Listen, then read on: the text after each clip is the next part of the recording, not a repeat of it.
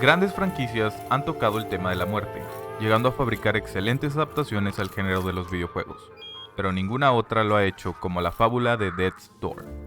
Death's Door comenzó a desarrollarse en 2017 por el estudio indie Acid Nerve, tan indie incluso que solo contaba con 2 desarrolladores, los cuales se encargaron de brindar la vida a este título.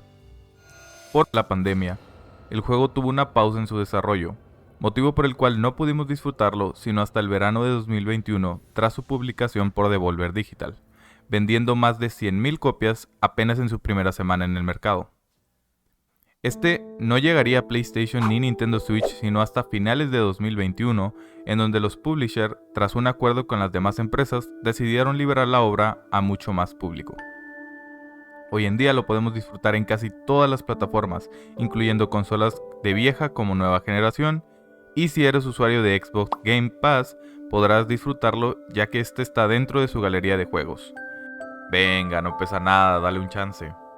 Death's Door es un roguelite en 3D en el que asumiremos el papel de un cuervo empleado como segador o reaper, recolectando almas para la sede de la Comisión de la Cosecha, una empresa burocrática que desde el comienzo se nos muestra con gran alegoría. Esta misma sede nos abre puertas que nos dirigen a nuevos niveles, donde tendremos que derrotar una infinidad de mobs y jefes para devolver sus almas al mundo de los muertos.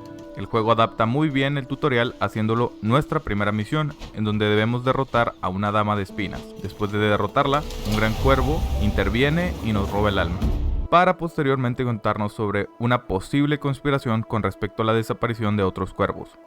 El viejo cuervo nos explica que debemos de atravesar 3 mazmorras para recolectar el alma de gigantes necesarias para abrir la puerta de la muerte.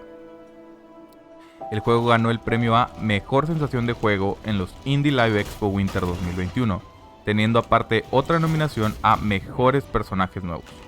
También ganó el premio a Mejor Juego Independiente en los Golden Joystick Awards de 2021 y fue nominado en esta misma categoría en The Game Awards del mismo año. Este año pasado, 2022, ganó el premio a Innovación Narrativa del Año en el MCV 2022. En definitiva, es un título que se le ha galardonado con cada año que pasa y me encantaría ver qué más le depara para el futuro. Los desarrolladores tomaron de inspiración a grandes como The Legend of Zelda, Dark Souls y Studio Ghibli, del cual este último soy muy fan, por lo que siento que tomaron un concepto difícil, pero lo supieron ejecutar muy bien. Desde el primer momento que comienzas a jugarlo, los controles se sienten muy bien, el combo de habilidades perfecto, las herramientas también responden de la misma manera y eso hace que se destaque bastante el combate. El apartado gráfico es buenísimo, llegando a llenar de vida cada nivel y mazmorra que cruzamos. La manera en la que hicieron que cada nivel se distinguiera considerablemente uno de otro es un trabajo que sin lugar a duda se debe destacar. Si lo que quieres es un juego muy extenso con grandes narrativas, este no es tu lugar, ya que este título cuenta con una duración poco mayor a las 11 horas de juego, pero no se puede pedir mucho más tomando en cuenta que casi siempre lo encontrarás por debajo de los 300 pesos mexicanos.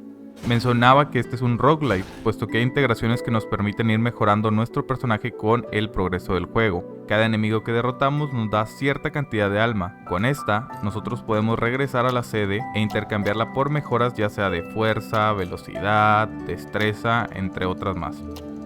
Considero que todos los premios que ha ganado son bien merecidos y definitivamente te recomiendo que lo pruebes. No olvides darle like y comentar qué te ha parecido este título. Eso apoya que la plataforma comparta mi contenido con más gente. Si no estás suscrito, dale ese botón también, todo el apoyo se aprecia bastante. Sin nada más que agregar, nos vemos hasta la próxima.